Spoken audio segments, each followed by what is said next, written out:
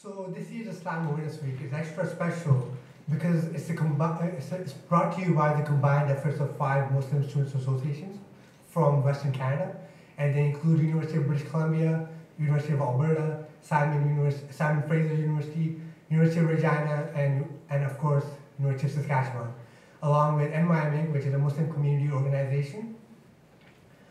So the goal of Islam Awareness Week is, of course, to raise awareness about Islam on campus. And at the same time, it's to give an opportunity to our non-Muslim friends, neighbors, and colleagues a chance to learn about Islam from the Muslims ourselves. So in the past 3 days so far, we've had 3 pretty awesome lectures. On Monday, we had Sheikh Muhammad Yafa from Halifax, and he gave us a lecture about divine speech, and he focused on the Quran and the other scriptures and their miracles. And then on Tuesday, we had Dr. Sayyid ibn Iqbal, and he talked about revolutionary justice. So his lecture was more about the Sharia and the wisdom behind the laws of Islam. And then lastly, yesterday we had Sheikh Mustafa Khan, who focused on family matters. So he focused more on our Prophet Muhammed, peace be upon him, and how he lived his life and how he treated his family, and how we can learn from his example. And then tonight we'll have Sheikh Ustad Abdullah al-Andalusi all the way from London, UK, and he'll be giving us a talk titled Message Delivered. So our speaker today was a former Christian of Portuguese descent. He embraced Islam at a young age after a period of study that started when he was just 10 years old.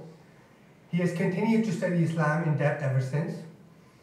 Abdullah Andalusi has had a lot of experience working in the Muslim community, and his activities involve researching and talking extensively on Islamic revivalism, theology, philosophy, the philosophy of science, sociology, anthropology, and political philosophy. Abdullah has delivered talks on the purpose of life, the existence of God, and the miracle of the Quran, and the wisdom of Sharia in addressing human nature throughout the UK and internationally. Furthermore, Abdullah has given extensive talks critiquing atheism, secularism, liberalism, secular democracy, and materialism. He has spoken in community centers, universities, colleges, and numerous appearances on various programs on TV channels, including BBC, ITV, BBC Arabic, Press TV, Islam Channel, and Iqra TV. He is also engaged in a number of debates with atheists, secularists, agnostics, liberals, and Christians on a variety of topics, from theology to political philosophy.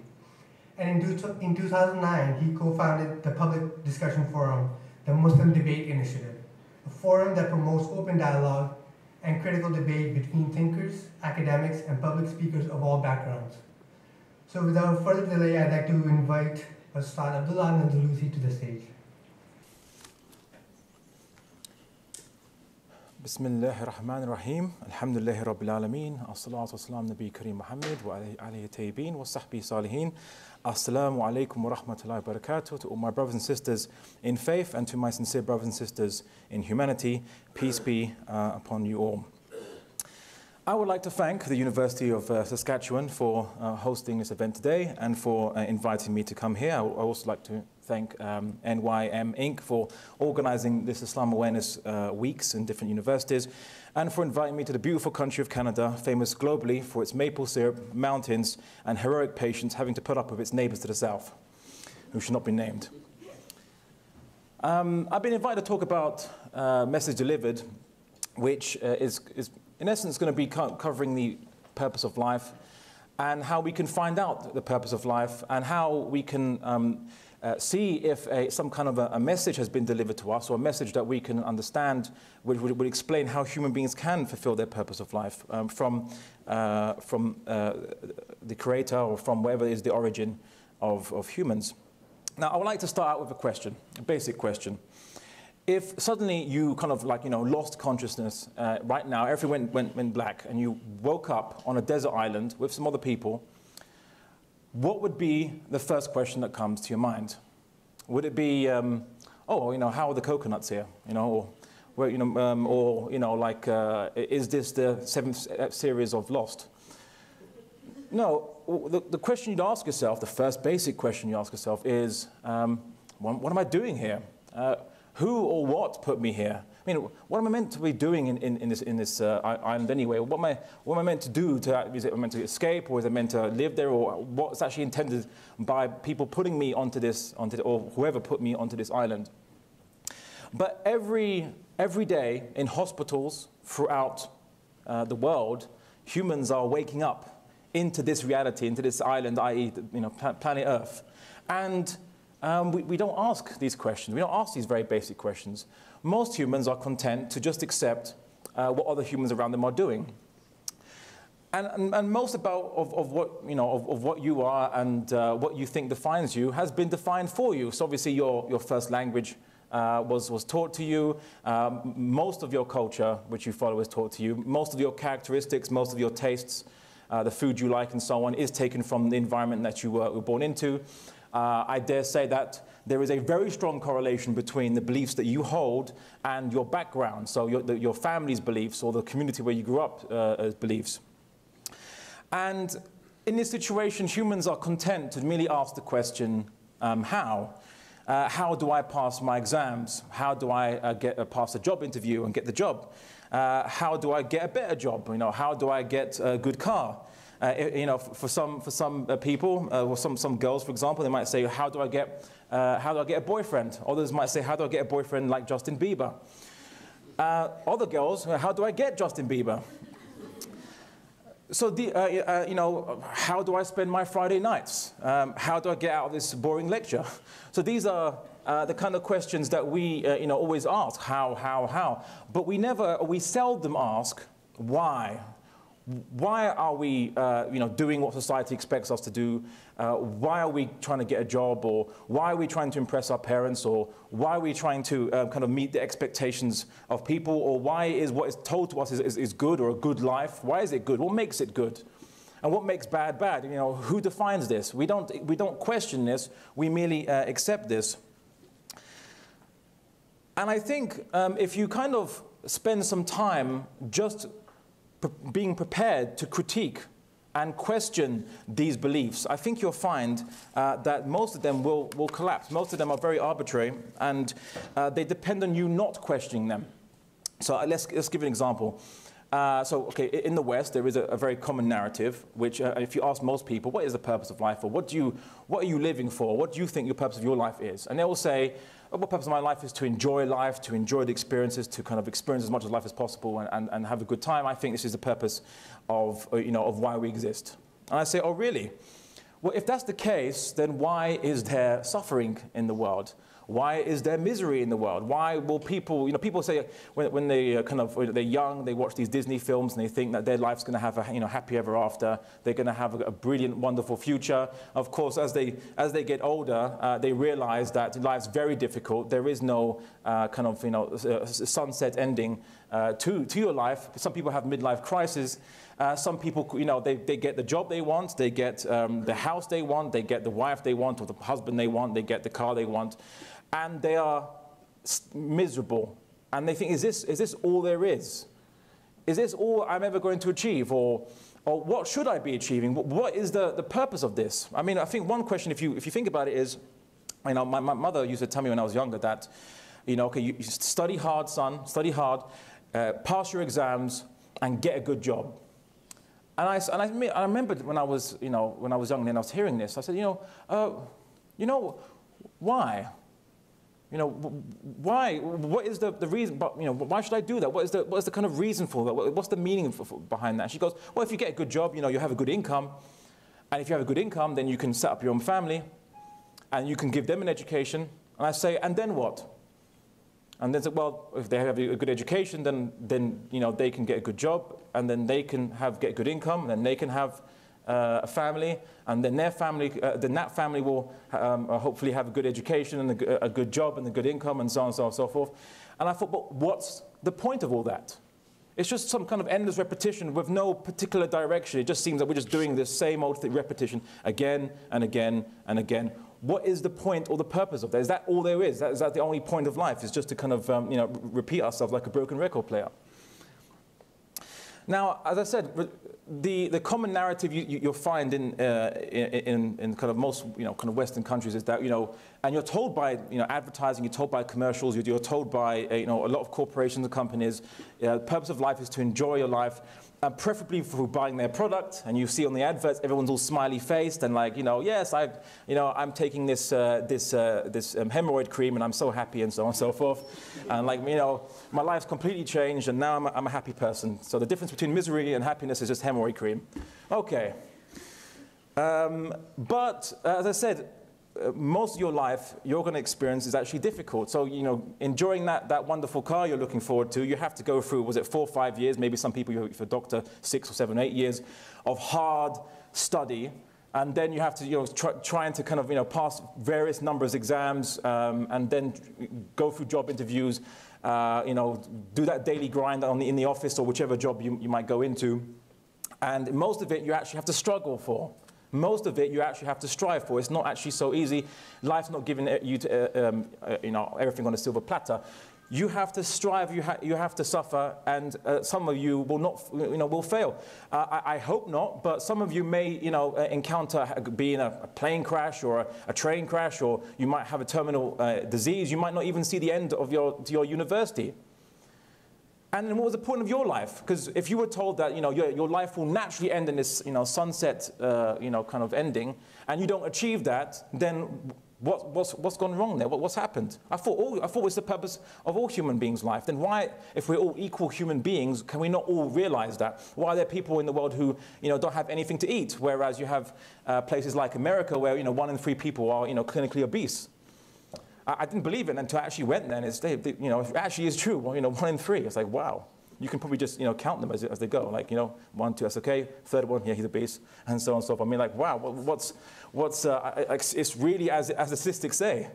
So why is this inequality? Aren't we all equal humans? Aren't we all equally in existence? Why is there this disparity?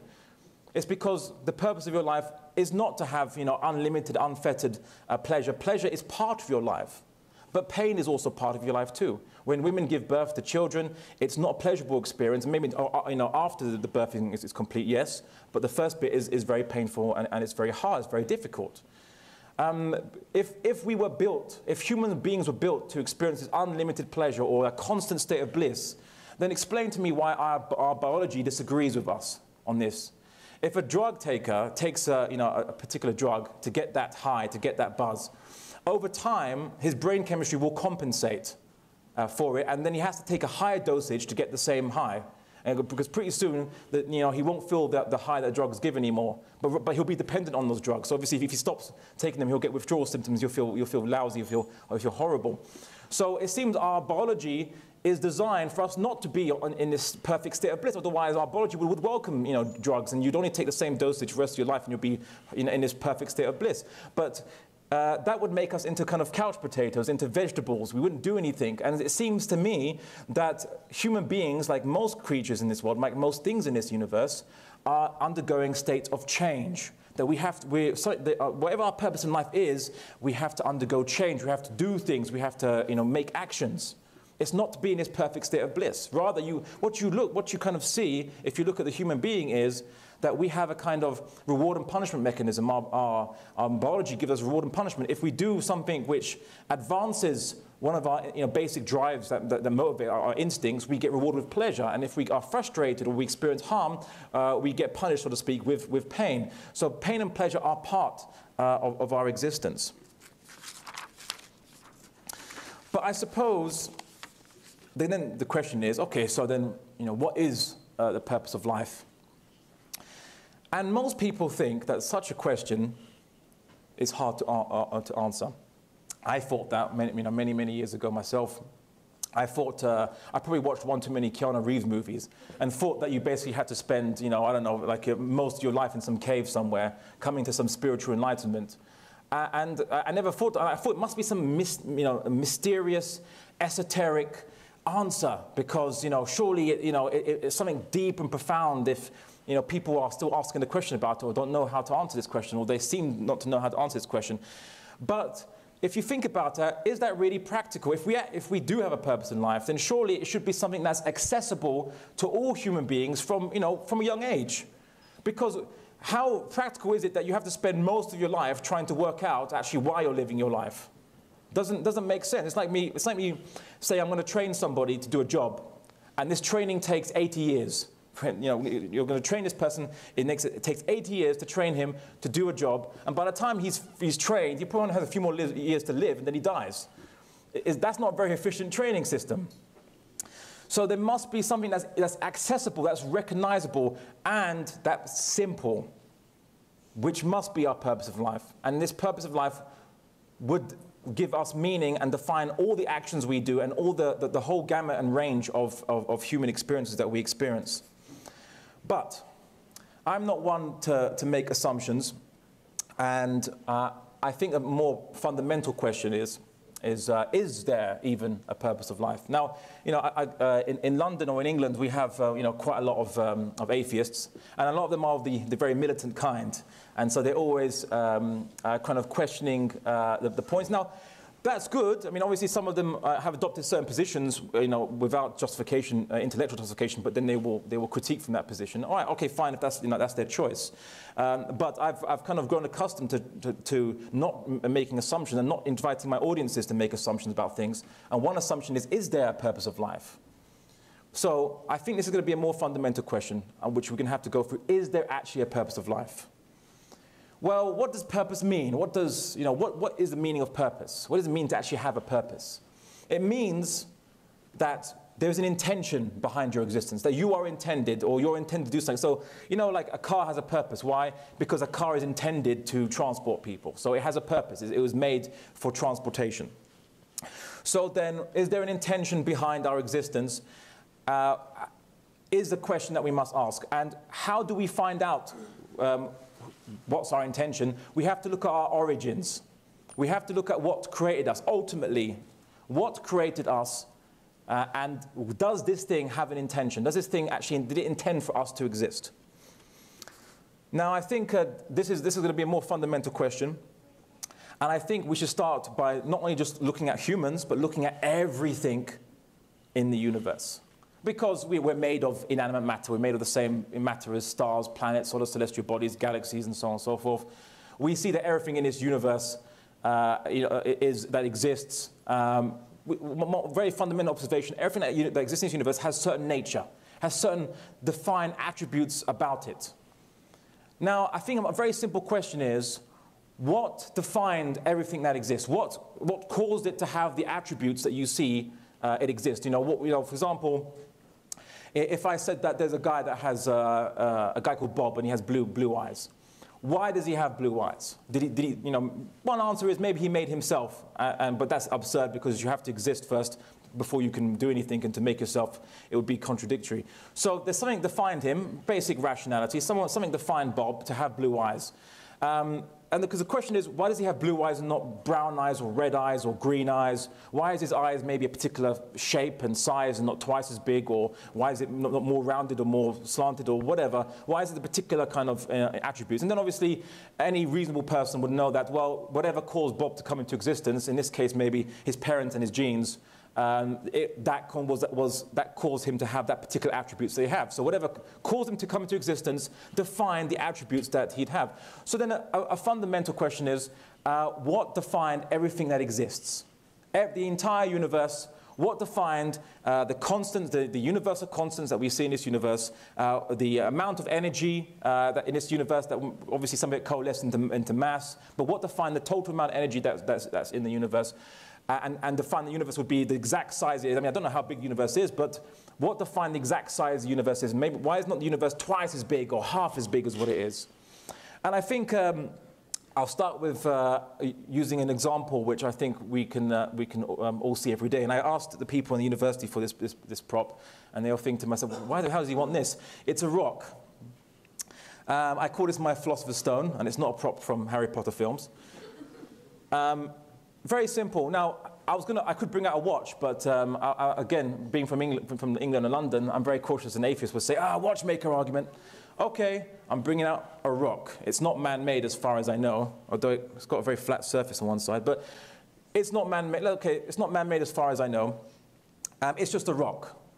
Simple question. How do you know this rock was created? How do you know this rock had a start point? Yeah, you might say, well, you know, I studied geology and I've seen, you know, processes that would lead to rock formation. Okay, that's fine, that's great. But did you see this rock being created? Did you see this rock being made? No. So then how do you know that this rock is not an eternal rock, hasn't always existed? How do you know this? And it's simple rationality. Simple question, why is this rock its particular shape? It's particular, it's got a few different colors, but why is it these particular colors in its particular kind of format? Why is it a particular weight? Why is it not twice as big or half as big as what it is? Why is it a particular size and density and so on and so forth and mass? It's because whatever processes cause this rock to come into existence, it caused these particular attributes. Now, it takes science, obviously, for us to work out the physical processes that produce this rock, but we know, without need of science, that this rock had a cause, and the cause is outside of this rock. So everything in this universe, by extension, was caused to come into existence, was created and came into existence. But this brings up another question. What is the nature of this creating thing, this cause? What is it then? What is this cause? And there are only two possibilities. One, this cause is something which is also, like this rock, it is defined, it is, we could say finite, it's limited, like this rock has a finite number of, finite mass, a finite density, it's limited, got a shape and so on, it's finite, to be defined, from definis, Latin, and also finite, limited. So, is it something which is also limited, like this rock, or is it something which is not limited, or unlimited, or infinite? Well, let's take the first possibility. Is this something, this cause, this creating force, is it a finite thing? Does it have is it limited and so on and so forth? Well, if it was, then the question is, then what defined that? What defined this creator? And if you say, oh, well, maybe something else, and maybe something else, and maybe something else, and you say, you know, ad infinitum, for it, like an infinite chain of, you know, creating things. So maybe like people say that there was a universe before this universe, it, you know, expanded, it crunched, and then it produced a singularity, and then from that singularity, this universe came into existence. So there was, and there's been a chain of universes before this universe came to existence, and so on. Okay, all right. And they say that maybe it's an infinite chain of this, maybe it's an infinite eternal chain of universes, one, you know, popping into existence and then you know, crunching out of existence. Okay. What if I told you that I had an infinite number of ancestors? That I had, you know, my mom and dad and my grandparents, my grandparents, my great-grandparents and my great-grandparents and so on and so forth, to an infinite degree, an infinite number of them, like an infinite chain or infinite number of ancestors. Would I come into existence? Would you exhaust, would all those, I mean, if I basically said to you that you have to wait an infinite amount of minutes to leave this lecture. After you've exhausted an infinite number of minutes, then you can leave this lecture. Would you ever leave this lecture? No. So there has to be a starting point. There has to be a point where the first universe was created and then started the chain reaction or whatever is the situation which is outside this universe. There has to be a start point. It can't be the first option. It can't be an infinite chain of finite things. We have to reach a point where you say, stop. At this point, there must be something, an ultimate cause, which is not finite and not limited. It's infinite, basically, an infinite first cause. Now, there are, actually a lot of atheists would agree, okay, yes, there is an infinite first cause. And they would slap this label saying, okay, we'll call this the multiverse. Interesting, they still have to use the word infinite. Yeah, it is an infinite first cause. Yes, it is. But it's a multiverse. It's mindless. It's an automatic process. It just makes universes, makes things, creates things without no intention behind it. Firstly, you know, how do you know? But okay, we won't go there. So okay, let's humor the argument. Okay, simple question then. What made the multiverse create universes? What's making it make universes? There's two possibilities. One, something is compelling or forcing the multiverse to make universe. Something outside the multiverse is making the multiverse make universe. It's like basically the car. If you see a car, being driven, it's not the car that's obviously the cause of it moving and turning. It's rather its petrol and the driver behind the driver's seat. So in this situation, the multiverse isn't the first cause. It's whatever is outside of the multiverse. There's another force then that's making the multiverse make universes. So the multiverse is not the first cause, and so there has to be a first cause somewhere. So they'll say, all right, fine. There's an internal mechanism. There's an internal mechanism inside the multiverse which makes it create universes, makes it create everything that exists. Okay, an internal mechanism. Okay, what is making that internal mechanism create universes then? And they might say, oh, maybe another mechanism, and another mechanism, and so on and so forth. Okay, it's like me saying, asking someone, how does a watch work? And this person says, well, its internal mechanism is making it work. So, oh, okay, what is this internal mechanism? Oh, it's not a watch. It's a smaller watch inside. If you open it up, there's a smaller watch inside it. Okay, and what's inside that watch? Oh, it's an even smaller watch, which is driving it. Okay, and what's inside that one? Oh, it's an even more smaller watch, like a babushka doll, a timepiece babushka doll. If this was ad infinitum, again, if there's an infinite chain of them, none of them, no mechanisms, there would be no battery, there would be no wind-up spring, nothing would work. The watch you're showing to me wouldn't work. There has to be a start point, a beginning, a power cell, or a wind-up spring that actually initiates the mechanism going. So those possibilities don't work. The multiverse cannot be mindless. It cannot be an automatic process. We're only left with the only other possibility, and it's a very profound possibility. Well, it's the only possibility. That whatever this infinite first cause is, this unlimited infinite first cause is, it initiated the creation of this universe because it wanted to. It initiated it. And this universe is a particular, remember I said it's a particular size. It's not twice as big as what it is or half as big as what it is. It's a particular size. It's got particular constants in it and so on and so forth. It could be twice as big. It could be half as big. But why isn't it twice as big or why isn't it half as big? It's because whatever caused this universe to exist has to have made a choice from infinite possibilities. So this infinite first cause, or this creator, can initiate and it can choose. And what do we call this? It's called a will. That's the definition of will. It's the only rational possibility. And what does that mean then? That means that everything that exists, your life, everything that has ever happened to you, the sun, the moon, the planets, the galaxies, and so everything that exists was willed, was intended. And now we can say, what is our purpose of life?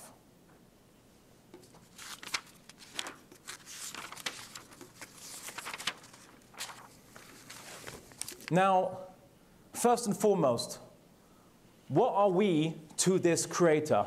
What are we to it? What does the creator want from us? Obviously the creator, if it is infinite and unlimited, it doesn't need anything from us, doesn't need us to give it food or anything like that. It's timeless, it's not bound within time, so it doesn't have an end to its existence or a beginning to its existence, and it would have to be unchanging, otherwise that would need a start point. So it's unchanging, it's eternal. So then what is the first relationship between us and this creator? Just using our deduction. First and foremost, we are an evidence of the existence of the creator. Just like this rock, you could say, is an evidence of geological processes which caused it, and this university is an evidence of builders who made it and the people, various academics who might have initiated the building of this university. We are an evidence of what created us, and this must be the first and foremost what all things in creation are. We are evidence of the existence of the creator. But that's not all. We're not all frozen in time. We're not all static. We're not just like a picture on the wall. We are moving. We are changing. We are developing. We are transforming. So there's something more then. There is something, and this is intended, by the way. So there is something more than just simply existing. If we're all moving, we're all changing, we're all developing. What you'll see in this, I don't know who studies physics or astrophysics. Anyone study physics or astrophysics here? No? Oh, tough crowd. Okay, anyone study the geological sciences or any kind of the physical sciences? Oh, you sir, okay. I think what you'll know is that basically any two objects in this universe, they can interact with each other.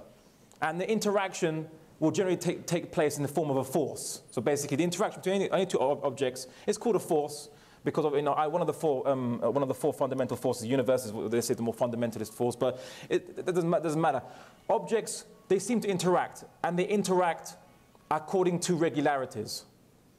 Right? So basically, if I throw this stone at the brick wall with this, the same with this particular mass that it has, it'll take a chip out of the wall to a certain extent. If I threw the exact same stone at the exact same wall with the exact same angle and same momentum and same energy, precisely to the very atom of precision, then it'll probably create the same effect. So you do the same thing again, it creates exactly the same effect again. There's a regularity in how we all interact and how all these objects interact in the universe. And the purpose of science, what is the purpose of science? It's to map out these regularities. And what do they call? But they use another term for these regularities between the behavior of objects, and they call it laws, the laws of physics, the laws of the universe. And we see that these laws are intended to exist. The laws that we see in this universe are intended. But we are part of this universe too. You are part of this universe. You're all part of this universe as well, like this rock. But we are much more complex than this rock. In this rock, the laws of physics are sufficient.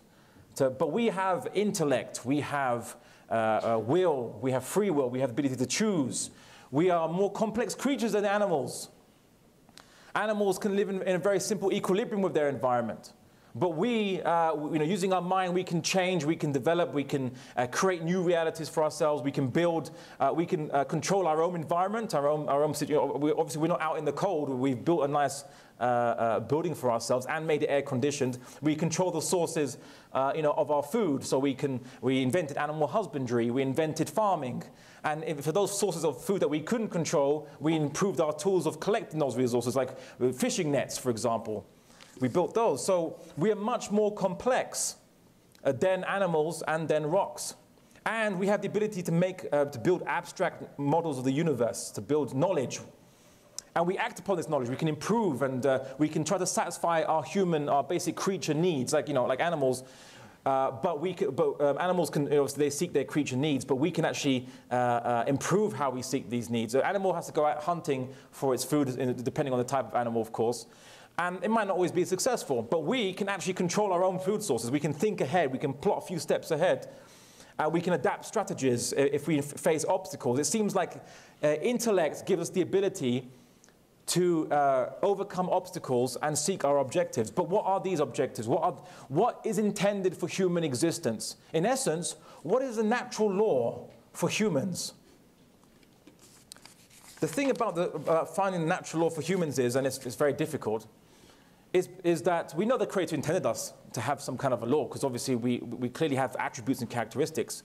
But what is the context to study human beings to discover it? I mean, are we meant to live in a tundra existence? Are we meant to live in a desert? Are we meant to live in a cave? Are we meant to live in luscious green fields in Holland? Where are we meant to, green of grass, of course, not all the kind of green. So what kind of environment are we meant to live in, and to study what is the natural context, or what is the natural attributes and laws of human beings? And the thing is that we don't know. We're so complex creatures. We're much more complex than animals in terms of our emotions as well. Animals can have anger, and they can feel fear, and they can feel all these emotions like we do. But we can kind of make it much more advanced, like romance and respect, and the concept of honor, the concept of hatred and revenge. These are very human kind of manifestations of emotion. Our facial muscles are more complex than the primates and other kinds of creatures. We can express far greater range of emotions on our faces. Our faces were designed to do so. It was intended to do so. So we're much more complex. But unfortunately, we're not born with a user manual. If only. Unfortunately, there was no user guide. And it seems that the Creator expected us, intended us, to have the capacity to detect His existence via using our mind. So that's intended. So the Creator intended us to detect His existence using our mind. The Creator intended us to have have a natural law that defines our existence, a very complex one, and intended us to have a mind that can understand knowledge and build conceptual models. So then it seems to me that how are we going to obtain knowledge of our natural law, which we have to know to live by? Because the Creator intended all things to live by the natural law. Clearly by observation, you can see that. So then how do we obtain this? We need guidance. We need a message of some kind. We should expect that, because this Creator made us this way. How do we live? How do we distribute resources amongst human beings? Do we invent communism, or is it capitalism? Just look on the news and see the fruits of both of those systems. As good intention as we try, the human systems we create to organize ourselves and manage ourselves are chaotic. If we focus on one thing, we lose out on something else. If we focus on trying to get people to buy and sell and generate commerce using capitalism, you'll find that rich people then have a mass accumulation of wealth, and people the vast majority of people will lose that wealth and not have that sufficient wealth to satisfy. Now, the people who invented capitalism are not evil people. They were probably very good intentioned people, Adam Smith and John Locke and so on and so forth. Very good intentioned people, but humans are too complex.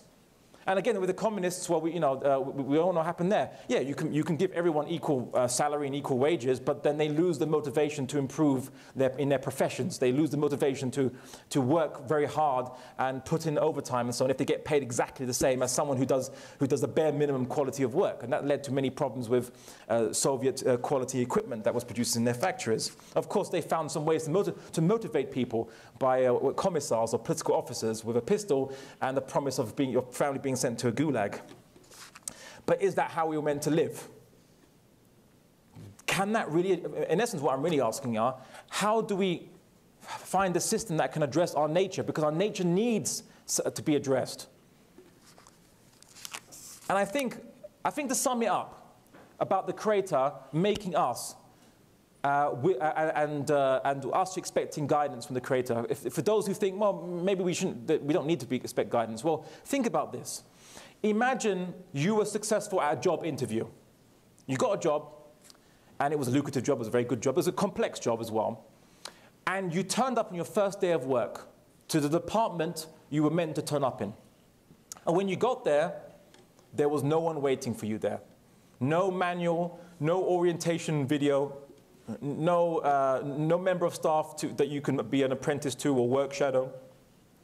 Heck, you don't even know which computer is yours. I'm assuming it's an office job. What would you think? Would you think that, oh yeah, okay, HR invited me here, to do nothing, so that's fine. No, you think maybe HR made a mistake. Maybe I got the wrong start day. Maybe this is not the start day. I made it wrong. There's a typo in the letter I received, or whatever. You wouldn't think that basically you were invited to do a job which no one would tell you how to do. Well, the biggest job is life. The biggest task, the biggest career is human life, which the Creator intended you to do. And you think He wouldn't give you some kind of guidance. Of course He would. So we expect a message or some kind of an intelligible communication, because we have the capacity to understand and build conceptual models. So we expect a message. And this message should ideally come through one of us, from a human being like ourselves. Because like you got used to when you start a job which is complex, requires a number of tasks, you have to work shadow somebody or be an apprentice. You have to imitate. You need someone to imitate and show you the ropes, show you how to live that life, or do that job rather. And then this messenger would have some form of authentication. That, example, if you receive a message from, if you apparently received a message from your boss saying you're fired, but you didn't receive it as a letter, you received it just a friend that you at work. You said, hey, I discovered you're fired, so take your stuff and go. What would you do? You'd say, oh, is that the case? I'll just walk out then. He said, no, can you at least take me to the boss? Or is there a letter? Or you have some kind of form of signed order or memo or something like this that says I'm fired and I should leave my job? You want authentication before you walk out of your office and so on, because it's very important. So likewise, anyone that comes with a message from the Creator with this guidance has to have some form of authentication. Now, I'd like to posit a situation which I think is a situation where we have a message from the Creator. 1,400 years ago, there was a man called Muhammad sallallahu alaihi wasallam who was born in Arabia. He was a merchant by profession, and he came from an esteemed and noble tribe. He lived during a time where his people were governed by tribal politics, feuding, superstition, and polytheism. And the Arabs they excelled at three things, basically: survival, poetry, and endless fighting. And the Prophet Muhammad, who was respected in that society, who was from a noble lineage, and they respected lineage in that society, suddenly sacrificed all the respect, all the attachments of kin and friendship to reveal a message that would go contrary to everything the Arabs had known, everything the Arabs treasured and esteemed. He changed their way of thinking with a message that he brought and created a social and intellectual phenomenon, the like of which changed the entire region and the ripples of which haven't ceased. He brought this message from the Creator called the Quran, a book unlike any other book. It's not chronologically arranged, nor is the book a book of philosophy like Plato's works, and nor is it written in a narrative style like the Bible, and neither is it written in some spiritual instructional form like Vedic texts. And the thing about this book, the Quran, was that, and very strangely, it doesn't conform to any known literary style. It's not prose, it's not poetry, but it surpasses prose in the informational content it can convey, and it surpasses poetry in the rhythmic and emotive language it can convey. And interestingly enough, the Prophet Muhammad, it seemed, I mean, if he was a great thinker, and maybe he was, let's say, assuming he wasn't a prophet, let's say he wasn't a messenger of God, as he claimed he was, and just a great thinker. We could all agree he had great ideas. There was great ideas he was saying and explaining to people. I mean, and there's been many great thinkers throughout human history, that have changed the lives of human beings by their thoughts. John Locke and Adam Smith and so on and so forth, Plato and all these people, and they just relied on their ideas to convince people, and people could accept or not these ideas, and they didn't feel the need to use it to do anything else. This was acceptable just to kind of use their ideas, and obviously some of their ideas are obviously discovered to be fallacious, and some of their ideas seem good, and when you apply them, maybe they don't work. But generally speaking, these were thinkers, and they just said, well, here's my ideas. But they would have never have risked their message by giving a criteria for acceptance which could have basically destroyed all their credibility. And what I mean by this is that the Prophet Muhammad, if he was just a great thinker, then it wouldn't make sense for him to offer his enemies, and these people who didn't like him because he challenged their entire way of life, an easy way to refute him. The Arabs were famous for their poetry. When you're in the desert, there's not really much to do except, wordsmith, as they say. And it's very similar to, you see some gang cultures who like rapping. It's very similar. And in this situation, the Arabs were, Arabic is a very expressive language in of itself. And Arabs were very proud of their poetic abilities. I mean, there was amazing, literary minds, geniuses at the time of the Prophet Muhammad in the literary language of Arabic. But the Quran made a challenge. It challenged all of them.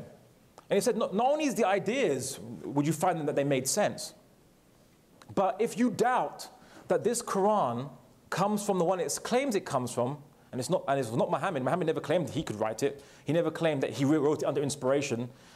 he couldn't do any of that. But rather, the Quran claims it comes from the Creator. And it says that if you doubt that this Quran comes from the Creator, then write a book like it.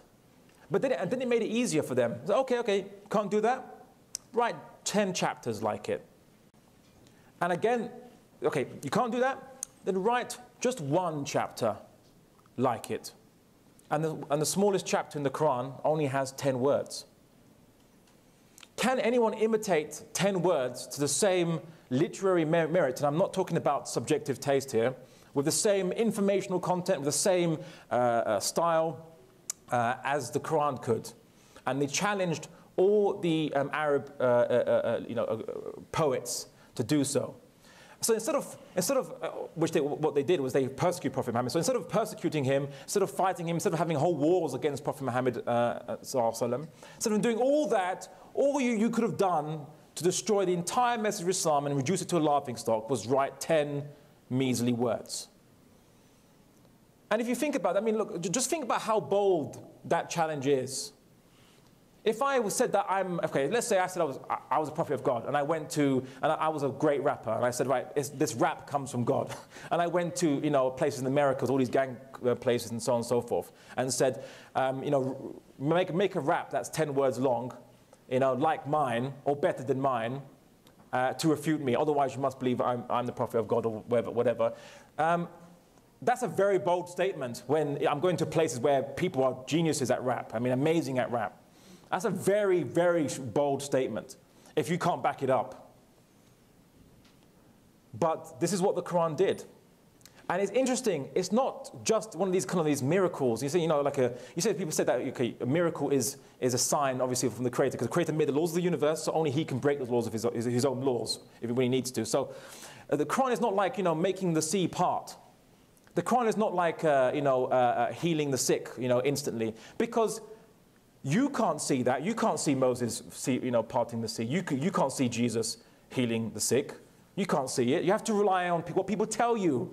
Said, he did that. And there are people who say that the people are healing the sick today, for example. All kinds of cult leaders and all kinds of, flim-flam people, whatever, con artists and so on and so forth.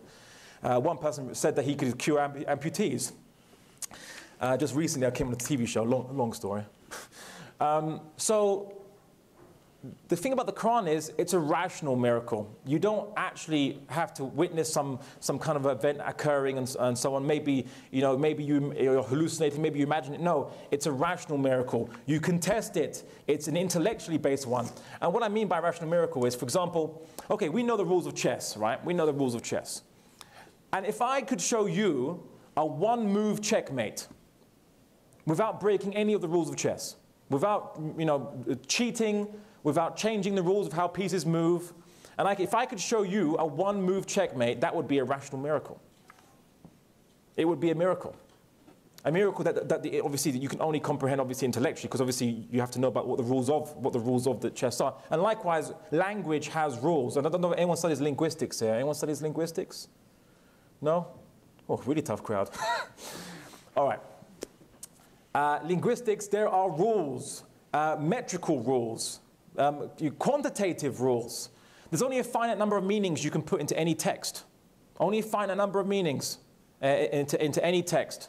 And if you want to make the text rhythmic or rhyming, you can put even less meanings in that text. And what you find with rap, for example, to convey meaning and to kind of continue the rhyme, sometimes they invent words, or they put words out of disjoint when they go yeah or okay. It's like Little John. Sorry, I don't listen to him, by the way. But what's this okay or yeah? I mean, like what meaning are you adding to the sentence or the text? Like no, it makes the sound flow. But it doesn't add any meaning in it, and it's kind of disjointed.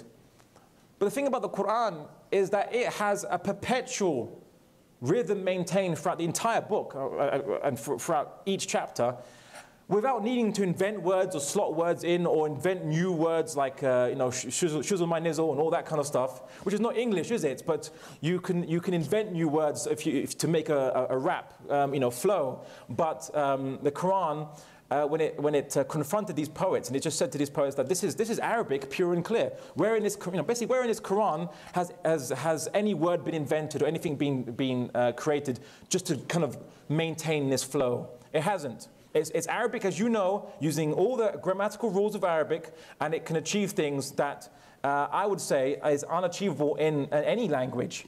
Just to give an example, just one example, and I'll move on. In any language, there's only a finite number of meanings you can say one sentence can mean. So, for example, if I say Bob eats, shoots, and leaves. Bob eats, shoots, and leaves. Now, either it means that Bob eats, shoots, and leaves, or it means that he eats, shoots, and then he leaves, or that he eats, shoots, and then leaves. Now, two of those meanings are relevant to an eating context. If I'm writing about a restaurant experience of Bob, maybe two of those meanings would make sense. The third meaning would be absurd, but that's about 3 meanings maximum. One absurd, 2 relevant. But in Quranic verses, it can produce, in some cases, 6 or 8 or 10 meanings in each sentence or verse, rather. And all these meanings are relevant, they're different from each other, and they're true. And this was a kind of challenge that the Quran was positing to the Arabs. Like, do things like this. See if you can imitate this. And this was the signature of the Prophet Muhammad, we believe, and his prophethood. Now, the Prophet Muhammad, if he was a man who was out to con people to believe what he has to say, and he was a flim-flam merchant and so on and so forth, he was a cult leader, and obviously, as you know, there are many cult leaders in the world. There are many people who say, listen to me, I'll tell you what to do. I have the will of God behind me, and all these kind of, wacky people. I believe they're called politicians. Everyone's telling you what to do and say that they know, but, and they would obviously capitalize on any opportunity they can to show that they are special. But the Prophet Muhammad, first of all, he didn't say he was divine. He's not the Son of God. He didn't say he's God incarnate or someone special beyond just being a simple human being like us, flesh and blood, with the same fallibilities as any human being.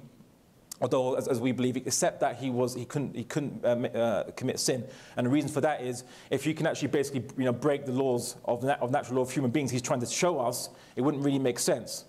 So he have to be a perfect example, otherwise, and the Creator would have to intend that. Otherwise, it would be a flawed message. And how is the will of the Creator flawed? But anyway, there was one situation where the Prophet Muhammad had a baby son, and this son died. And now he'd been trying to convince a lot of his fellow tribesmen that he was the Prophet of God and that he had a message for them. And they were rejecting him, and they were laughing at him, and they were persecuting him. But when his son died, there was a solar eclipse. And them, being superstitious people, thought, wow, even the sun mourns for this guy Muhammad. He must indeed be someone special, be blessed, be divinely blessed. And they came, rushing to him and rushing to his house.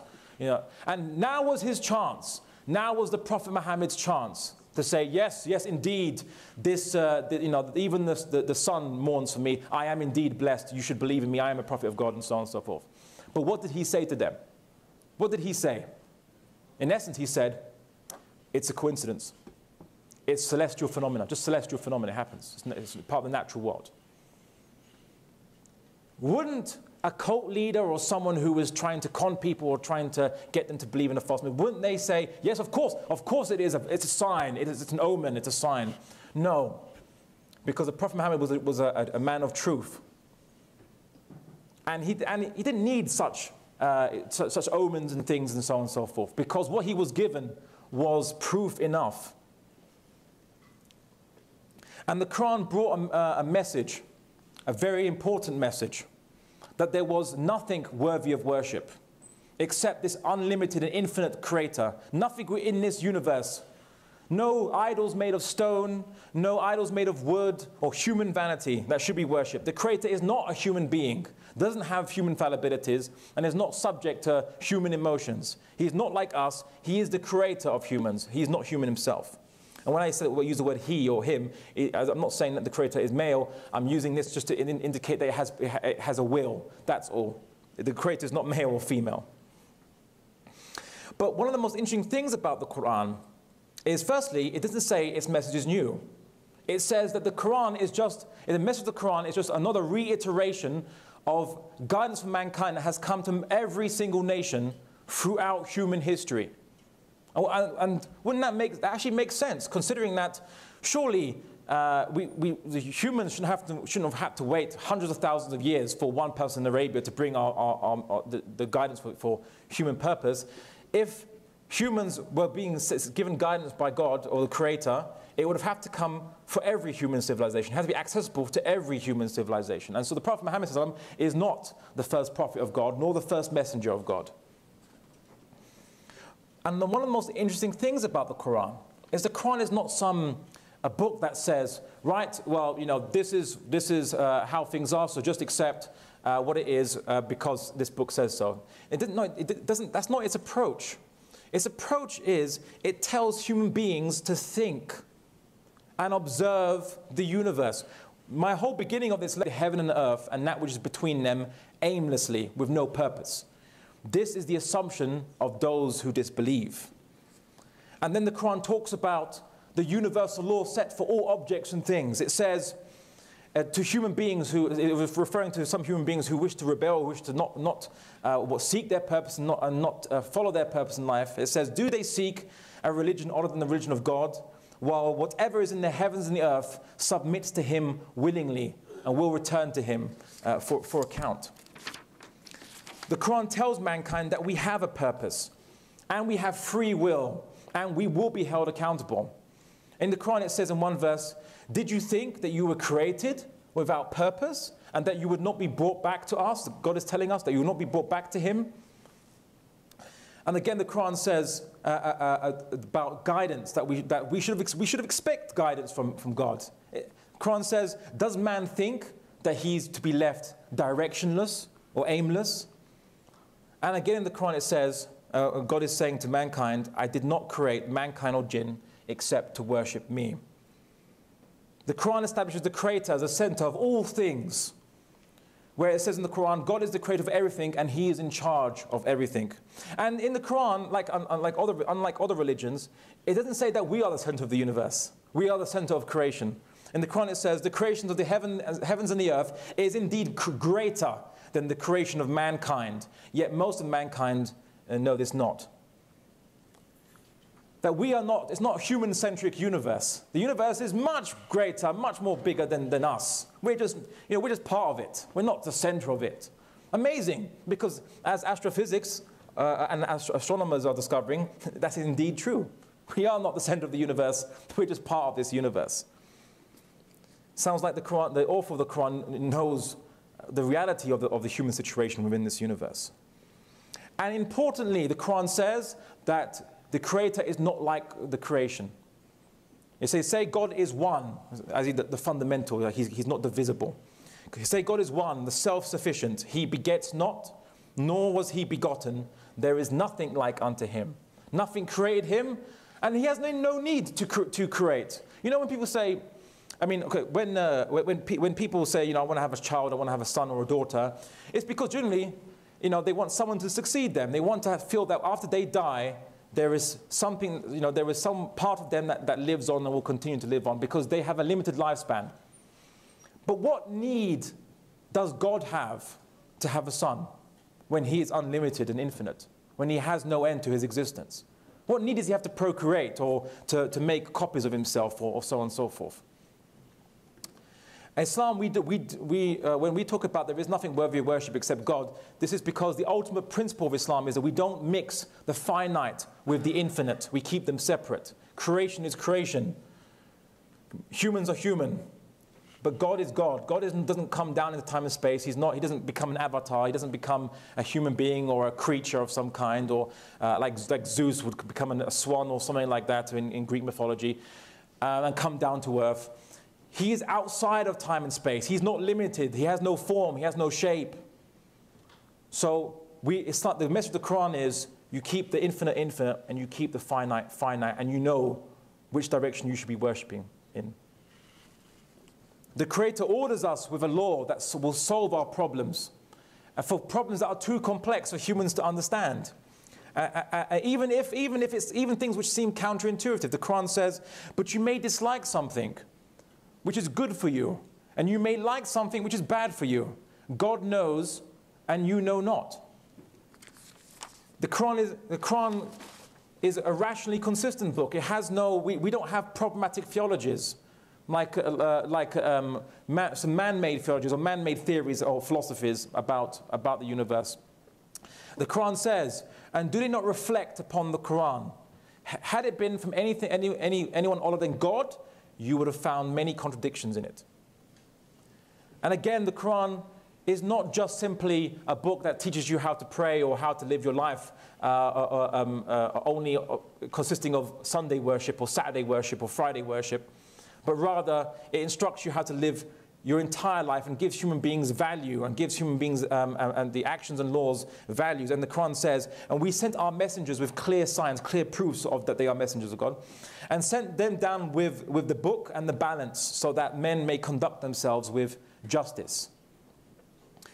The Quran is comprehensive in scope. It's not saying that the purpose of man is to be an ascetic, going into a cave and living a pious life, just being in a cave, free from social contact. We are social creatures. Being social is part of our nature. That's part of our lives. And the Quran is comprehensive in scope.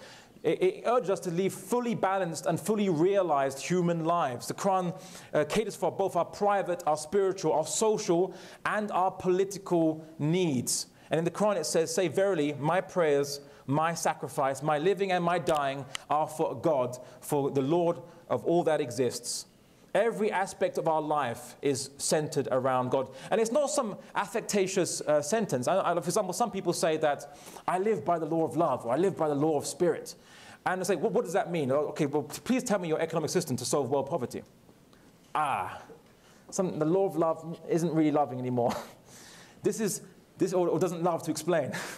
You need a fully comprehensive system. In Islam, we are given a system of how to organize human relationships, how to organize societies, so that we actually can all achieve our natural inclinations as human beings, to be fully realized people, not to be individualistic and selfish, but rather to help each other, to help people who are less fortunate than ourselves. Because that's why God created those who are fortunate, those who are less fortunate. It's because the law of human beings is that those who have help those who have not. And those who have not receive from those who have.